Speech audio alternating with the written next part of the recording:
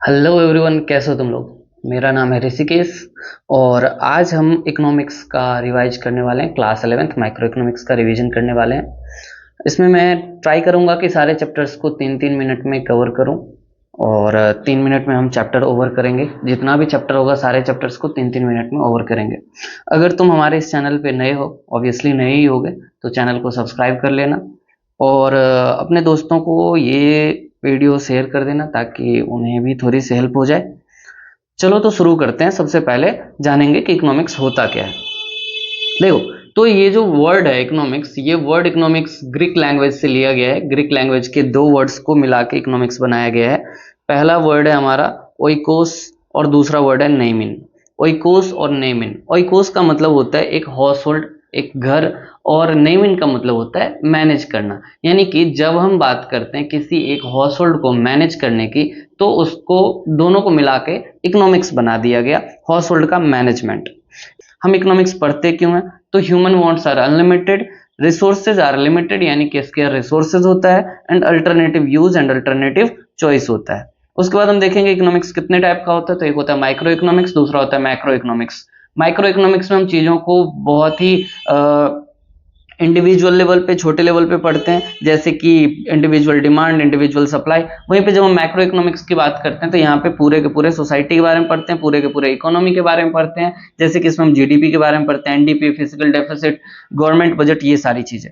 Economic theory जो होता है वो दो टाइप का होता है। एक होता है पॉजिटिव इकोनॉमिक्स, दूसरा होता है नॉर्मेटिव इकोनॉमिक्स। पॉजिटिव इकोनॉमिक्स क्या होता है? तो जो फैक्ट्स के ऊपर आधारित हो, जैसे कि मैक्रो इकोनॉमिक्स का जो कॉन्सेप्ट होता है वो पॉजिटिव इकोनॉमिक्स होता है, वो फैक्ट्स के ऊपर आधारित होते हैं, जैसे कि GDP, government budget, aggregate demand. वहीं पे जब नॉर्मेटिव इकोनॉमिक्स की बात करते हैं तो ये इसका जो वो रहता है, ये इसका जो थियरी होता है वो क्या होता है, लोगों के विचार, लोगों के ओपिनियन पे आधारित होते हैं, व्हाट ऑट टू बी, यानी कि जो क्या होना चाहिए।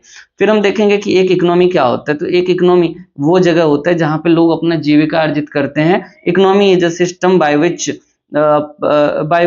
People end of an area earn their living. तो जहां पे लोग अपना जीविका अर्जित करते हैं। टाइप्स ऑफ इकोनॉमी, इकोनॉमी कितने टाइप का होता है? तो एक होता है कंट्रोल्ड इकोनॉमी, दूसरा होता है फ्री इकोनॉमी, एंड थर्ड होता है मिक्स्ड इकोनॉमी। कंट्रोल्ड इकोनॉमी के दो और नाम है, centrally planned economy and socialist economy. Hindi में इसको समाजवादी अर्थव्यवस्था बोला जाता है।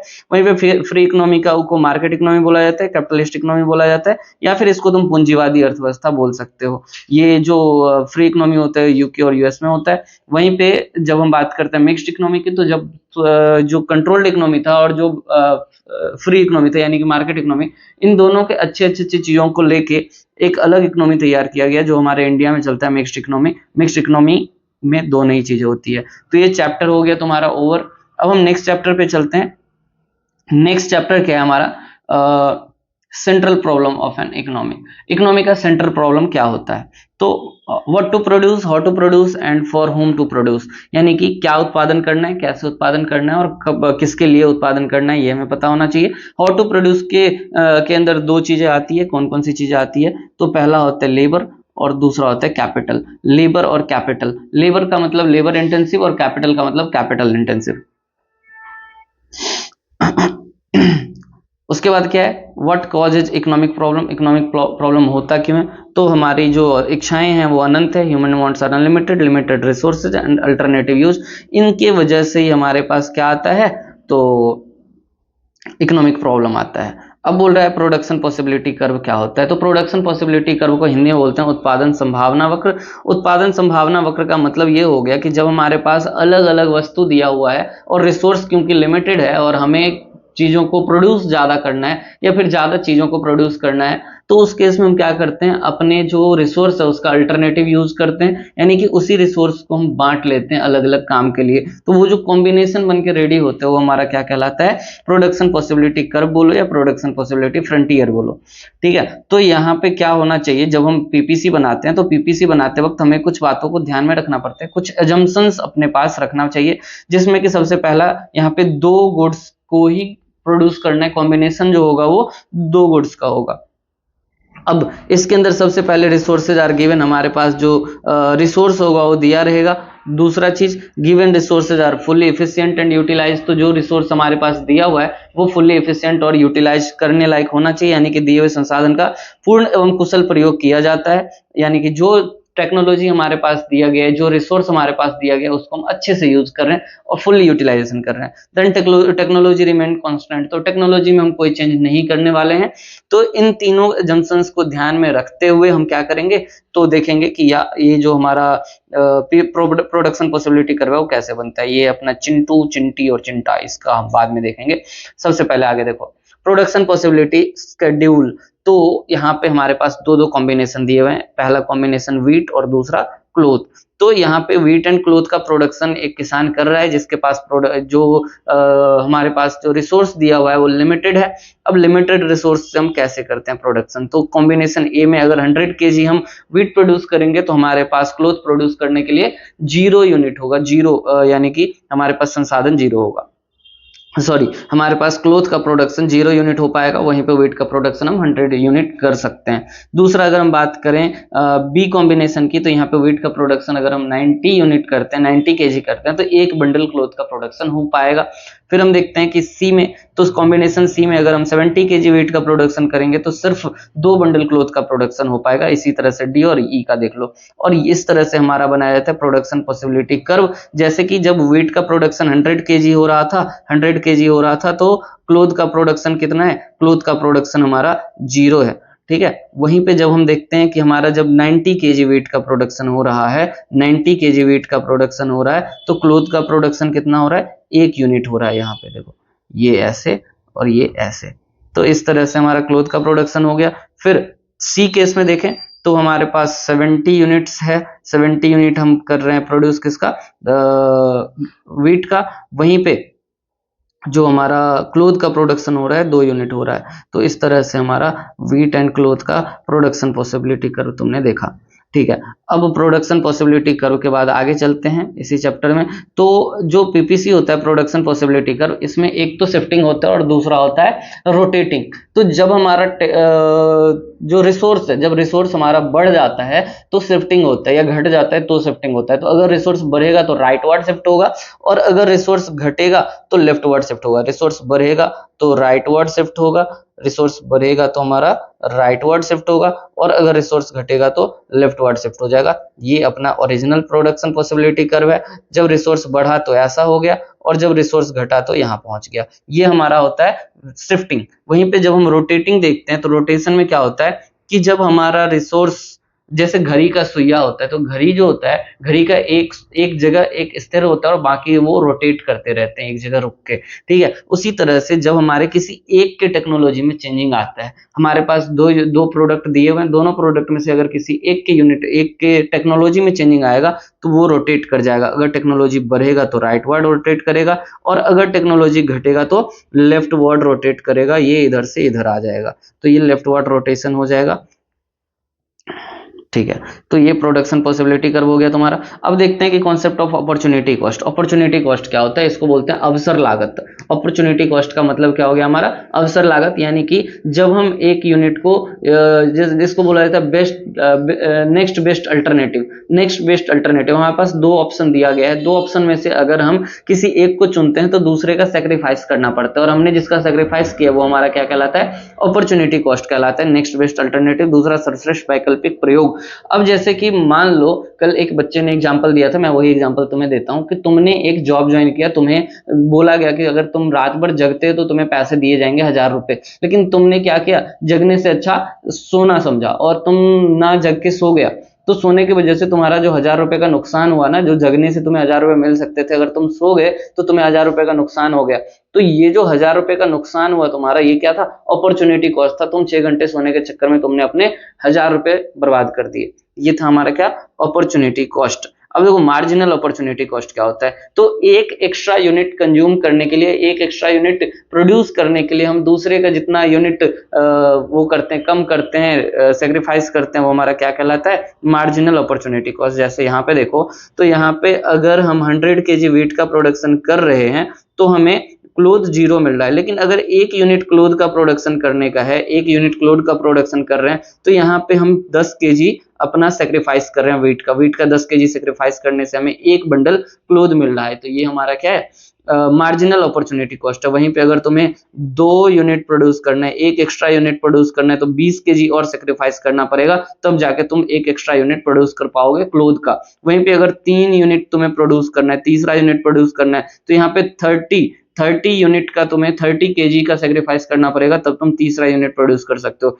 नहीं, तुम्हें 4 यूनिट चाहिए तो पूरा का पूरा 100 यूनिट का सेक्रीफाइस करना पड़ेगा, तब जाके तुम्हें क्या मिलेगा, 4 बंडल क्लोथ मिलेगा। तो इस तरह से तुमने देखा कि अपॉर्चुनिटी कॉस्ट क्या होता है। तो इस तरह से तुम्हारा दूसरा चैप्टर भी हो गया कंप्लीट। अब हम चलते हैं तीसरे चैप्टर पे। तीसरे चैप्टर में हम क्या पढ़ने वाले हैं, तो कंज्यूमर्स इक्विलिब्रियम यूटिलिटी एनालिसिस, उपभोक्ता संतुलन एवं उपभोक्ता उपयोगिता विश्लेषण। तो ये चैप्टर सबसे ज्यादा इंटरेस्टिंग चैप्टर है, ध्यान से देखो। और चैनल को सब्सक्राइब नहीं किया है तो चैनल को सब्सक्राइब कर लो। इस तरह के वीडियोस मैं तुम्हें फुल फ्लेज वीडियोस भी अपलोड करूंगा, और तुम्हें जिस तरह से हेल्प चाहिए उस तरह का हेल्प मिलेगा तुम्हें इस चैनल पे।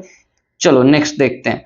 तो यहाँ पे बोला जा रहा है कि हु इज कंज्यूमर, कंज्यूमर कौन होता है और कस्टमर कौन होता है। देखो, तुम एक दिन अपने दुकान पे गए, दुकान पे जाके तुमने एक पार्ले जी का बिस्किट खरीदा, पार्ले जी का बिस्किट पैकेट खरीदा, तो तुम क्या हुए, कस्टमर हुए।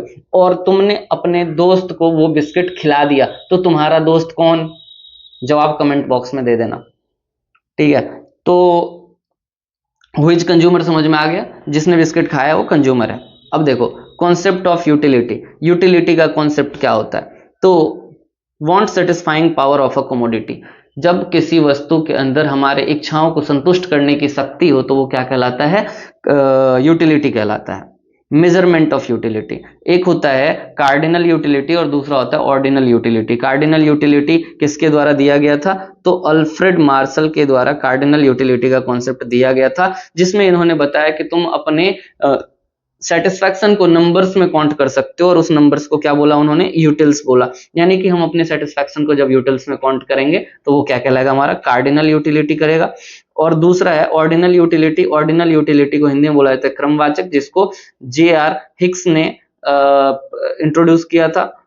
और इसको इन्होंने बोला कि नंबर्स में हम अपने सेटिस्फैक्शन को कैसे काउंट कर सकते हैं, तो नंबर में काउंट ना करके हम इसको एक सीक्वेंस में काउंट करेंगे। जैसे कि समझो कि तुम्हारे पास 4 ऑप्शंस हैं, तुम्हें कोक दिया गया पीने के लिए, माजा दिया गया, लिम्का दिया गया और स्प्राइट दिया गया। अब क्या होता है कि सबको अलग अलग तरह की चीजें पसंद होती है। कोई बोलेगा कि नहीं मुझे माजा सबसे पहले चाहिए, फिर उसको लिम्का चाहिए, फिर कोक चाहिए, फिर स्प्राइट चाहिए। कोई बोलेगा मुझे तो कोक सबसे ज्यादा पसंद है तो मुझे सबसे पहले कोक चाहिए, फिर स्प्राइट चाहिए, फिर लिम्का चाहिए, सबसे लास्ट में माजा चाहिए। तो यहाँ पे अलग अलग लोगों को अलग अलग चीजें सेटिस्फाई कर सकती है। तो ये क्या होता है, हमारा क्रमवाचक यानी कि ऑर्डिनल यूटिलिटी। कार्डिनल यूटिलिटी के बारे में हम अभी पढ़ेंगे पूरा डिटेल में, और ऑर्डिनल यूटिलिटी के बारे में नेक्स्ट चैप्टर में पढ़ेंगे इंडिफरेंस कर्व एनालिसिस में। बने रहो, ध्यान से देखते रहो। Total utility and marginal utility क्या होता है। टोटल यूटिलिटी यानी कि हमने किसी भी प्रोडक्ट को कंज्यूम करके हाईएस्ट कितना सेटिस्फैक्शन गेन किया, टोटल हमने जितना यूनिट कंज्यूम किया उसके बाद हमें कितना सेटिस्फैक्शन मिला, वो हमारा क्या कहलाता है, टोटल यूटिलिटी कहलाता है। वहीं पे अगर हम हर एक यूनिट का अलग अलग से यूटिलिटी काउंट करें, अलग से सेटिस्फैक्शन काउंट करें, तो हमारा हो जाएगा मार्जिनल यूटिलिटी। जैसे समझो कि तुम पहला रोटी खाते हो और पहला रोटी खाने से तुम्हें क्या मिला, 10 यूनिट का सेटिस्फैक्शन मिला, 10 यूनिट का सेटिस्फैक्शन मिला। वहीं पे दूसरा रोटी खाया तो तुम्हें 8 यूनिट का सेटिस्फैक्शन मिला, तीसरा रोटी खाया तो 7 यूनिट का सेटिस्फैक्शन मिला। अब मैं तुमसे पूछता हूं कि टोटल यूटिलिटी तुम्हारा कितना है, तो 10 + 8 + 7 यानी कि कितना हो गया, कितना यूनिट हो गया, 25 यूनिट्स का टोटल यूटिलिटी मिला। वहीं पे मैं मार्जिनल यूटिलिटी पूछूं तो तुम पूछोगे कि किस यूनिट का मार्जिनल यूटिलिटी, तो मैं पूछूंगा तीसरे यूनिट का मार्जिनल यूटिलिटी बताओ। तो तीसरे यूनिट यानी कि तीसरा रोटी जब तुम खाया था तो तुम्हें 7 यूटिल्स का सेटिस्फैक्शन मिला था। तो वो जो 7 यूटिल्स का सेटिस्फैक्शन है वो क्या है, मार्जिनल यूटिलिटी है। वहीं पे दूसरी रोटी पे हमें 8 यूनिट का सेटिस्फैक्शन मिला था, तो ये 8 यूटिल्स जो है हमारा वो भी मार्जिनल यूटिलिटी है। और फर्स्ट रोटी खाने पे 10 यूटिल्स का सेटिस्फैक्शन मिला था, ये भी मार्जिनल यूटिलिटी है। और जब सबको हम ऐड कर देंगे तो क्या बन जाएगा, हमारा टोटल यूटिलिटी बन जाएगा। अब देखो मार्जिनल यूटिलिटी का एक फॉर्मूला भी है। क्या है फॉर्मूला, तो TUN-1 ये फॉर्मूला तुम्हें याद रहना चाहिए। अभी देखो इसको हम कैसे कैलकुलेट करते हैं। तो हमारे पास यूनिट्स दिया हुआ है कि हम first, second, third, fourth 5 unit तक कंज्यूम कर रहे हैं, और टोटल यूटिलिटी भी दिया हुआ है। और इसके बाद हम मार्जिनल यूटिलिटी खुद से काउंट करेंगे। तो जब तुमने पहला यूनिट कंज्यूम किया तो तुम्हें 100 यूनिट्स का, ये 100 यूटिल्स का सेटिस्फैक्शन मिला, टोटल सेटिस्फैक्शन दिया हुआ है। दूसरे में तुमने 190 यूटिल्स का सेटिस्फैक्शन मिला, तीसरे में तुम्हें 270 यूटिल्स का सेटिस्फैक्शन मिला। अब बोला जा रहा है हमें कि मार्जिनल यूटिलिटी, तो TUN माइनस TUN माइनस 1, तो n हम किसको मानेंगे, ये हमारा n है, जो हमारा नंबर्स दिया हुआ है ये हमारा क्या है, n है। तो TUN, अगर TUN के जगह पे हम, TUN हमारा कितना है, 100 है, TUN 1 है, TNN मतलब हमारा क्या है, इसको ऐसे लिखो, TUN मतलब 1 माइनस TU1 माइनस 1, क्योंकि n तो 1 है हमारा, तो यहाँ पे TU 0 हो जाएगा। तो TU1 हमारा कितना है, TU1 है हमारा 100, और माइनस में 0 करेंगे तो यहाँ पे हमारा क्या आ जाएगा, 100 आ जाएगा। वहीं पे TUN यहाँ पे 2 रख दो, तो 2 रखोगे तो 2 माइनस 1, 1 हो जाएगा। तो TU2 माइनस TU1, तो TU2 माइनस TU1 करोगे तो 190 माइनस TU1 कितना है, 100 है, तो 190 माइनस 100 90 आ जाएगा। इसी तरह से तुम मार्जिनल यूटिलिटी कैलकुलेट कर सकते हो सारे का सारा, जैसे यहाँ पे अच्छे से समझाया गया है। TU तो 100 माइनस TU1 माइनस 1 0, तो 100 माइनस 100 0 100 हो जाएगा। MU2 तो यहाँ पे TU2 माइनस माइनस 1 190 माइनस 100, तो ये 90 हो गया। TU3 तो TU3 और n को 3 रखा और 1 माइनस कर दिया तो TU2 हो गया। तो TU2 कितना है तुम्हारा, TU2 है तुम्हारा 190, तो 270 में से 190 घटा दोगे तो तुम्हारा 80 आ जाएगा। इस तरीके से सारा टोटल यूटिलिटी निकाला और मार्जिनल यूटिलिटी निकाला है। अब बोला जा रहा है law of diminishing marginal utility. Law of diminishing marginal utility क्या होता है, ह्रासमान सीमांत के उपयोगिता का नियम।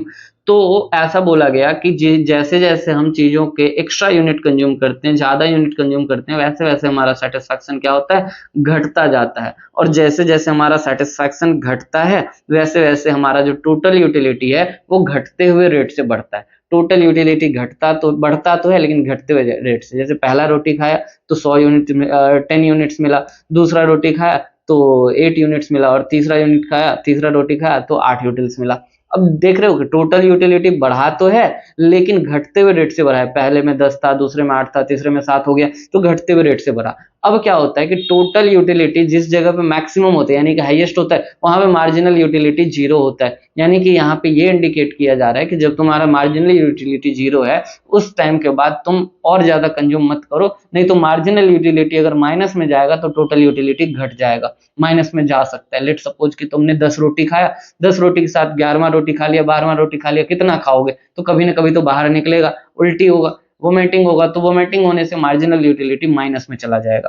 तो ये था तुम्हारा law of diminishing marginal utility. तो जिस जगह पे हमारा टोटल यूटिलिटी मैक्सिमम होता है उस जगह पे मार्जिनल यूटिलिटी 0 होता है, और जब मार्जिनल यूटिलिटी माइनस में होता है तो टोटल यूटिलिटी घटना स्टार्ट हो जाता है। इस बात को ध्यान में रखना है, ठीक है।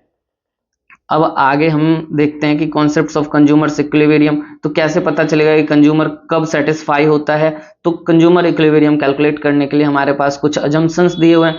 तो हम यहाँ पे जो कैलकुलेशन करेंगे वो रेशनल कंज्यूमर का करेंगे, यानी कि जो नॉर्मल विचारवान उपभोक्ता उसका। कुछ लोग ऐसे भी होते हैं कि कुछ ज्यादा ही कंज्यूम कर लेते हैं या फिर किसी चीज को लेके वो बहुत ज्यादा सेंसिटिव होते हैं, तो उनको यहाँ पे नहीं लिया जा रहा है।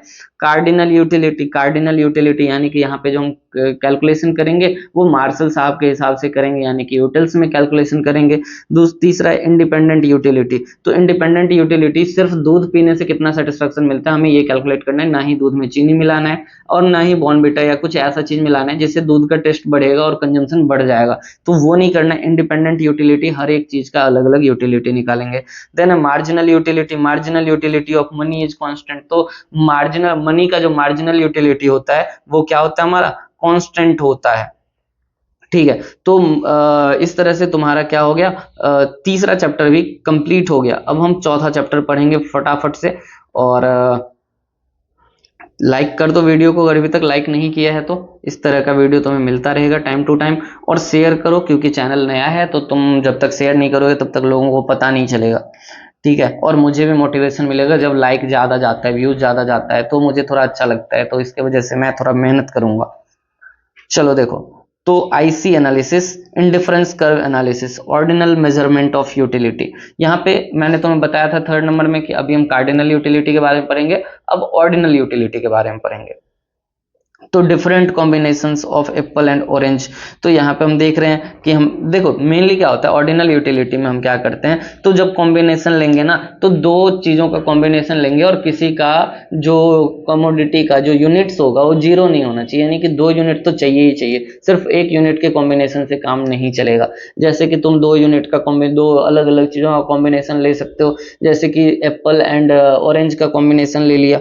तो अगर हम किसी को एप्पल ज़्यादा पसंद है और किसी को ऑरेंज ज़्यादा पसंद है, तो अगर ए गया खरीदने के लिए मार्केट में, तो उसने क्या किया, एक एप्पल खरीदा,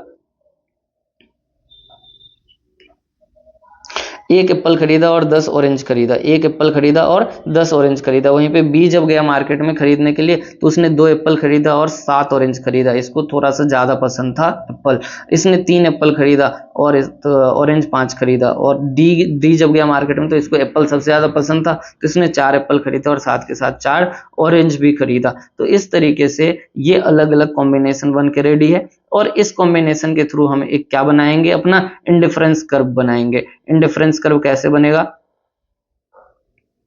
तो देखो तटस्थता वक्र, इंडिफरेंस कर्व को हिंदी में क्या बोलते हैं हम, तटस्थता वक्र बोलते हैं। चलो तो ऑरेंज एंड एप्पल, तो सबसे पहला यूनिट ए का देखते हैं। ए ने कितना खरीदा था, 1 और 10, तो 1 यूनिट एप्पल का खरीदा था और 10 यूनिट इसने खरीदा था ऑरेंज का। तो ये ए कॉम्बिनेशन हो गया। वहीं पे बी कॉम्बिनेशन का देखो, बी कॉम्बिनेशन ने क्या किया था, 2 यूनिट एप्पल खरीदा था और 7 यूनिट ऑरेंज खरीदा था। सी कॉम्बिनेशन को देखो, सी कॉम्बिनेशन 3 यूनिट एप्पल का खरीदा था और 5 यूनिट इसका खरीदा था, ऑरेंज का खरीदा था। और डी कॉम्बिनेशन में दोनों ही चीज़ें 4-4 थी। तो इसी को बोला जाता है इंडिफरेंस कर्व। अब मार्जिनल रेट ऑफ सब्स्टिट्यूशन, सीमांत प्रतिस्थापन दर क्या होता है, तो MRS refers to the rate at which the consumer is willing to substitute one good for the other. तो एक के बदले दूसरा, तुम उसके बदले यानी कि एक एक्स्ट्रा यूनिट कंज्यूम करने के लिए तुम दूसरे का कितना एक्स्ट्रा यूनिट सेक्रीफाइस कर रहे हो, इसी को बोला जाता है MRS, यानी कि मार्जिनल रेट ऑफ सब्स्टिट्यूशन, सीमांत प्रतिस्थापन दर। ठीक है, तो MRS से अभिप्राय उस दर से जिस दर पर उपभोक्ता एक वस्तु के स्थान पर अन्य वस्तु का प्रतिस्थापन करने के लिए इच्छुक होता है, यानी कि एक को रिप्लेस करने के लिए तुम दूसरे का कितना यूनिट सेक्रीफाइस कर रहे हो, ये हमारा होता है। अब MRS का फॉर्मूला क्या होता है, डेल्टा वाई बट्टे डेल्टा एक्स, यानी कि चेंज इन वाई बट्टे चेंज इन वाई। अब क्या है हमारा, यह इंडिफरेंस मैप। इंडिफरेंस मैप क्या होता है, तो जहां पे अलग अलग कॉम्बिनेशन दिया रहता है, जैसे कि तुम अलग अलग कॉम्बिनेशन ले सकते हो। ये हमारा क्या हो गया, ये हो गया पूरी और सब्जी का कॉम्बिनेशन। ये हमारा किस चीज का कॉम्बिनेशन हो गया, चावल दाल का कॉम्बिनेशन हो गया। ये क्या हो गया, ये हमारा रोटी सब्जी का कॉम्बिनेशन हो गया। ये हमारा पिज्जा बर्गर का कॉम्बिनेशन हो गया। तो ये अलग अलग कॉम्बिनेशन को जब हम एक साथ दिखा देते हैं तो क्या बनता है, हमारा इंडिफरेंस कर्व बनता है। तो इस तरह से हमने 4 चैप्टर कंप्लीट कर लिया है। अब हम नेक्स्ट वीडियो में करेंगे 5वां चैप्टर कंप्लीट। तो तब तक के लिए इस चैनल को सब्सक्राइब कर लो, बेल आइकन को मतलब प्रेस कर दो ताकि तुम्हारे पास नोटिफिकेशन जाए, और वीडियो को ज़्यादा से ज़्यादा शेयर करो, अपने ग्रुप्स वगैरह में शेयर कर दो, फैमिली ग्रुप में शेयर कर दो अगर कोई बच्चा तुम्हारे साथ का है तो। ठीक है, थैंक यू सो मच।